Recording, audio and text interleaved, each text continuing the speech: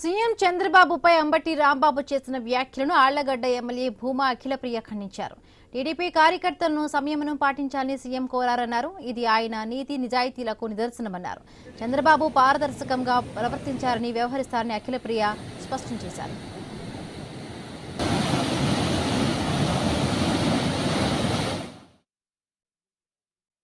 ప్రజా సమస్యల గురించి మాట్లాడిన వాళ్ళు అసలు సిసలైన నాయకులు.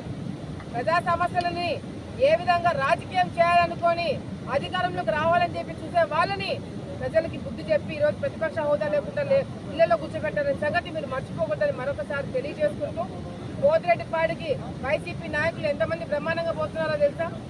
ఎవడైతే కబ్జాలు చేస్తాడో, ఎవడైతే దోపిడీలు చేస్తాడో, ఎవడైతే రైతులు భూములే ఆక్రమించుకున్నారో, ఎవరైతే శిల్ప వెంచర్లు వేసి ప్రజల్ని దోచుకున్నారో వాళ్ళు పోయి ప్రజల సమస్యల గురించి, రైతుల గురించి మాట్లాడతారంట. ఈరోజు నేను ఒకటే హెచ్చరిస్తున్నాం, వైసీపీ నాయకులు ఇంకొకసారి ఇటువంటి కార్యక్రమాలు పెట్టి రెచ్చగొట్టాలని కార్యక్రమాలు చేస్తే మాత్రము మీరు ఇళ్లలో నుంచి కూడా బయటికి రాలేని పరిస్థితి ఉంటుందని చెప్పి కూడా హెచ్చరిస్తున్నాం.